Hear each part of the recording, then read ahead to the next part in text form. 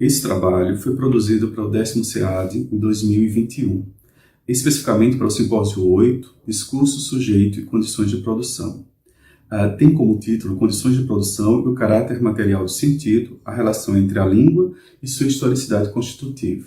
É um trabalho produzido em parceria com a professora Carolina Rodrigues Alcalá, da Unicamp, comigo, professor Elson Flávio da Silva Sobrinho, da UFAL. É um trabalho que desenvolve um estudo sobre a categoria condições de produção na análise do discurso, da perspectiva materialista de Michel Pechet. A gente busca traçar um percurso, um trajeto teórico e analítico e político dessa categoria, e a gente se inscreve no materialismo histórico para compreender, né, a partir das leituras de textos de Althusser, de Marx, de Engels, de Lenin, e a gente parte do pressuposto que da importância dessa categoria na análise do discurso, porque ela tem implicações não só teóricas e analíticas, mas também tem implicações políticas. Nesse sentido, a gente para desenvolver a pesquisa, a gente faz um trajeto a partir de 3 importantes obras de Michel Pechet: a Análise Automática do Discurso, 69, do texto A Propósito da Análise Automática do Discurso, né, Atualização e Perspectivas, de 75, e a grande obra de Michel Pechet, Semântica do Discurso, também de 75. Se a gente pega o texto de 79, a gente compreende, a gente vê, né, essas pistas já sinalizadas no texto de Pechet, e eu vou abrir aspas para que ele possa falar, e ele diz o seguinte, abre aspas: é impossível analisar um discurso como um texto, isto é, como uma sequência linguística fechada sobre si mesmo, pois é necessário referi-lo ao conjunto de discursos possíveis a partir de um estado definido das condições de produção. Fecha aspas. Nesse sentido, a gente compreende que ele está apresentando o objeto do discurso e sinalizando para esse domínio da história, mas ele precisa justamente se afastar de interpretações sociologistas e também psicologistas das condições de produção do discurso. E aí diferencia noção de lugar, desse lugar social, e como se dá a projeção desse lugar social no discurso a partir das formações imaginárias. Quando a gente caminha mais um pouco para o texto Atualização e Perspectiva, escrito com Catherine Fuchs, e aí a gente entende e compreende como Pechet vai apresentar o quadro epistemológico da análise do discurso, materialismo histórico, linguística e psicanálise.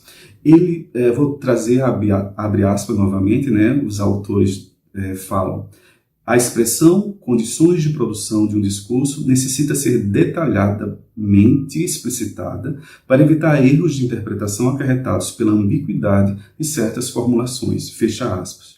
Nesse momento, eles começam a trazer categorias como formação social, como ideologia, para tratar das condições de produção, das condições econômicas e não econômicas das relações de produção.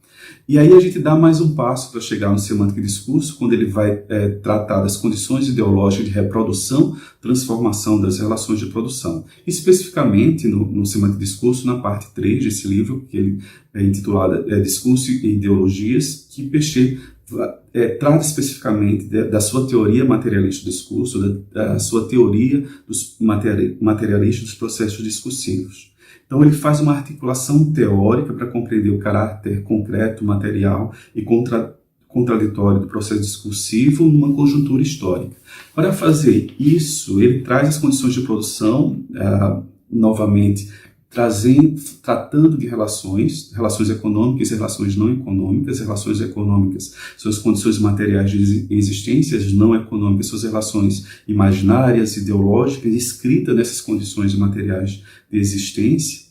E aí é nesse sentido que a gente compreende que se torna bem complexo a relação sujeito, língua e história, que vai determinar não só o aparecimento dos enunciados, mas também a própria condição de formulação dos enunciados.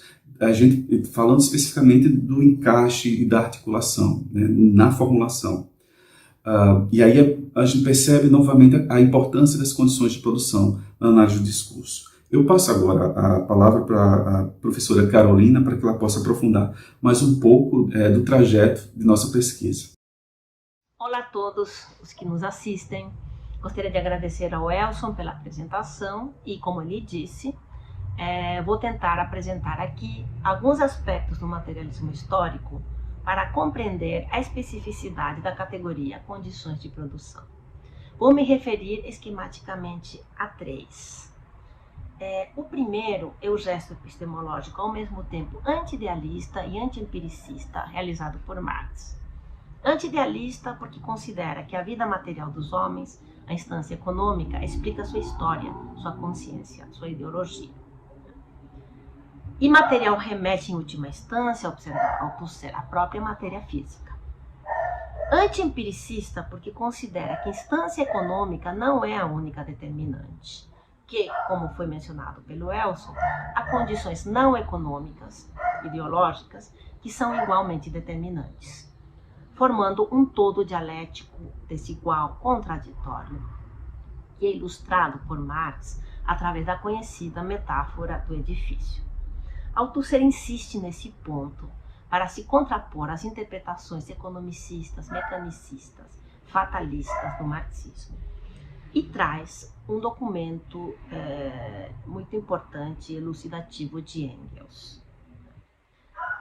É interessante notar nesse documento que, para Engels, as condições não econômicas da produção da vida social incluem algo que para ele existe na cabeça dos seres humanos, isto é, algo que é da ordem do pensamento, da ideia, da representação, do imaginário, da racionalidade.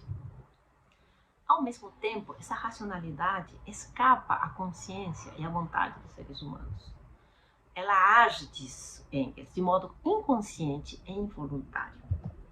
Podemos reconhecer aí elementos que Althusser retomará para definir ideologia, enquanto mediação imaginária necessária, não consciente do homem com suas condições materiais de existência.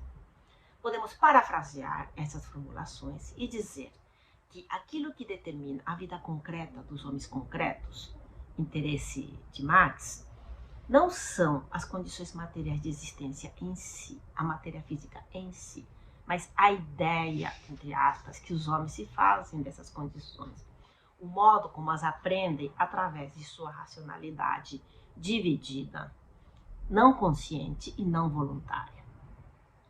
E essas ideias, aí entra Pécheux, só existem em e pela materialidade da língua. Essa visão materialista dos processos do pensamento, que sustenta a definição de discurso, do objeto discurso, encontra apoio em Saussure. Para Saussure não há ideias pré-existentes à língua. E quando fala de língua, pensa em sua própria matéria física, sensorial, que é o som. A língua é pensamento organizado na matéria fônica de Saussure, é pensamento-som. A ideia não preexiste ao som, matéria sensorial da língua. O segundo aspecto é a concepção anti-individualista e anti-atomista de sociedade. Uma sociedade não é composta de indivíduos, diz Marx. Isso estabelece uma anterioridade teórica do social sobre o individual, da história sobre a atualidade. E exclui qualquer sentido psicologista das ideias ou processos do pensamento que se operam, desenvolvem na e pela língua. Que novamente vai ao encontro de Saussure.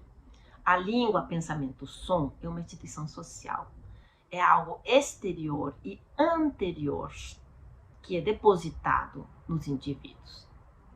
E o terceiro e último ponto diz respeito ao gesto analítico a posteriori, que caracteriza o materialismo histórico, contra qualquer sentido teleológico ou evolucionista da história. Althusser traz uma afirmação de Marx no manuscrito de 58, que diz: não é a anatomia do macaco que explica a do homem, mas a anatomia do homem que explica a do macaco. Nisso, Althusser vê uma espécie de antecipação da teoria freudiana do a posteriori.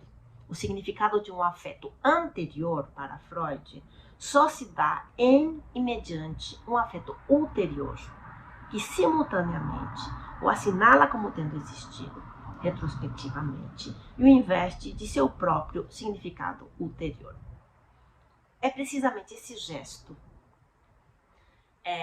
que define a categoria condições de produção e que faz com que não possa ser confundida com o contexto ou situação de fala, que podem ser reconstruídos a priori. As condições de produção só podem ser determinadas a posteriori, pela análise do discurso efetivamente produzido, análise que permita compreender o que desse contexto ou situação foi aprendido, significado de maneira não consciente pelos sujeitos, ficando materializado na e pela língua.